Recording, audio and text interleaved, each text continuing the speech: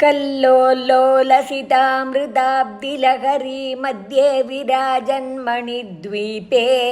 कल्पकवाटिका परिवृते कादम्बवाट्युज्ज्वले रत्नस्तम्भसहस्रनिर्मितसभामध्ये विमानोत्तमे चिन्तारत्नविनिर्मितं जननिते सिंहासने भावये येणाङ्कानलभानुमण्डललसच्छ्रीचक्रमध्ये स्थितां बालार्कद्युतिभासुरां करतलैः पाशाङ्कुशौ बिभ्रतीं चाबम्बाणमपि प्रसन्नवदनां कौसुम्बवस्त्रान्वितां तां त्वां चन्द्रकलावतं समकुठां चारुस्मितां भावये ईशानादिपतं शिवैकफलकं रत्नासनं ते शुभं पाद्यं कुङ्कुमचन्दनादिभरितैरर्घ्यं सरत्नाक्षतैः शुद्धैराचमनीयकं तव जलैर्भक्त्या मया कल्पितं कारुण्यामृतवारिधे तदखिलं सन्तुष्टये कल्पताम् लक्ष्ये योगिजनस्य रक्षितजगज्जाले विशाले क्षणे प्रालेयाम्बुपटीरकुङ्कुमलसत् कर्पूरमिश्रोदकैः गोक्षीरैरपि नालिकेरसलिलैः शुद्धोदकैर्मन्त्रितैः स्नानं देवि धियामयै तदखिलं सन्तुष्टये कल्पताम् ह्रीङ्काराङ्कितमन्त्रलक्षिततनो हेमाचलात् सञ्चितैः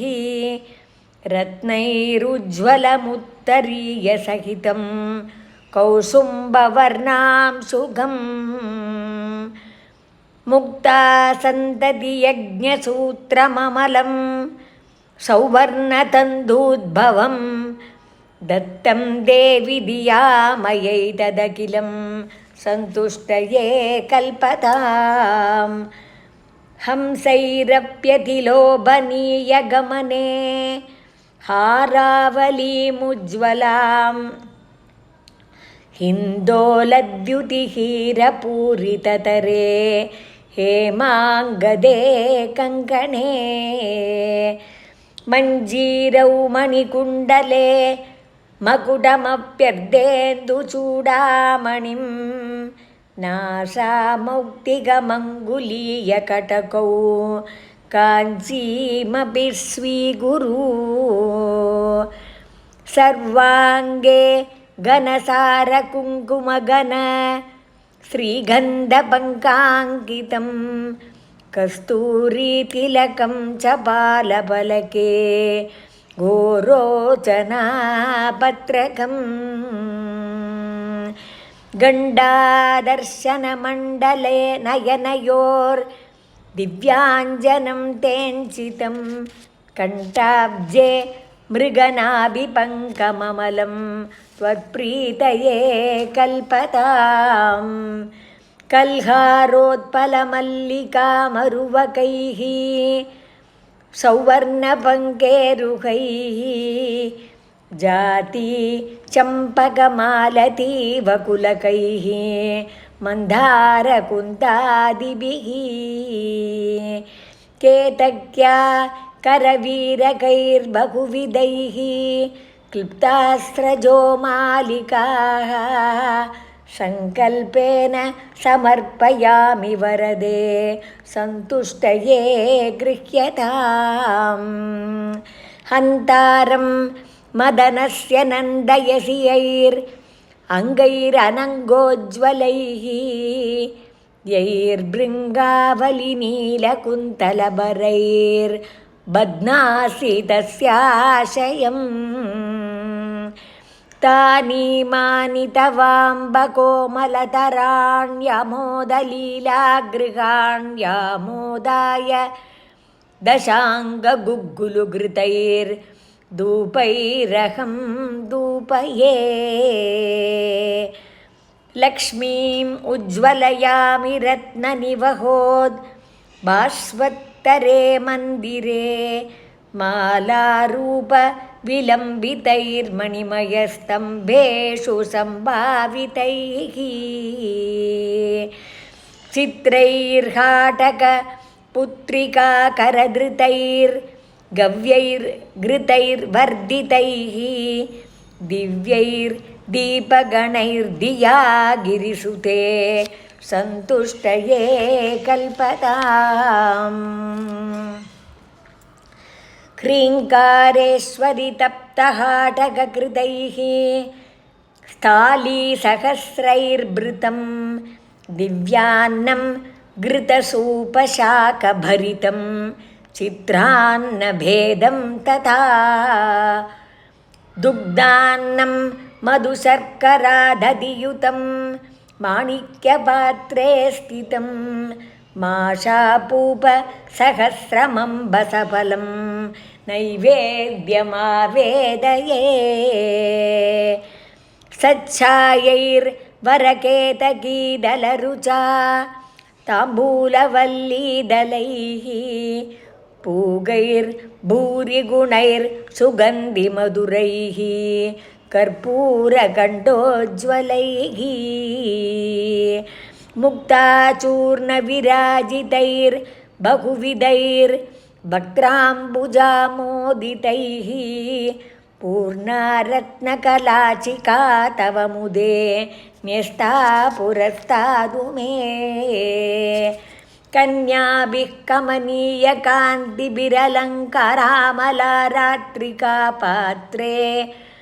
मौक्तिकचित्रपङ्क्तिविलसत्कर्पूरदीपालिभिः तत्तत्तालमृदङ्गगीतसहितं नृत्यत्पदाम्बोरुहं मन्त्राराधनपूर्वकं सुनिहितं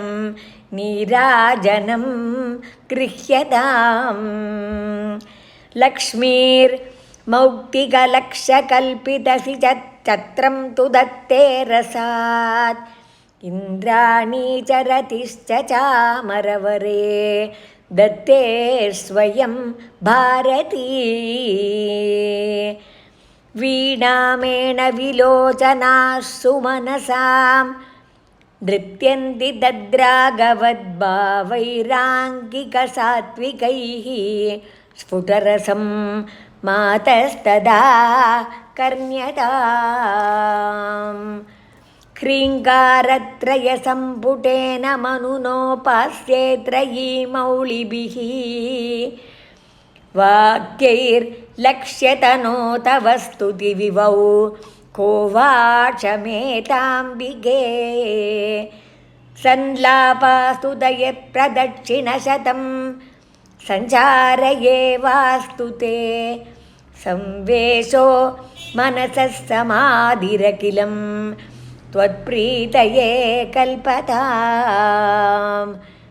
श्रीमन्त्राक्षरमालया गिरिसुतां यः पूजयेच्चेतसा सन्ध्यासुप्रतिवासरं सुनियतस्तस्यामलं स्यान्मनः चित्ताम्बोरुहमण्डपे गिरिसुता नृत्तं विदत्ते रसाद्वाणी वक्त्रसरोरुहे जलदिजा गेहे जगन्मङ्गला इति स्त्री गिरिवरपुत्री पादराजीवभूषा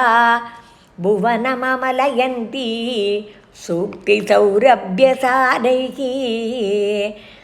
शिवपदमकरन्दस्यन्दिनीयं निबद्धा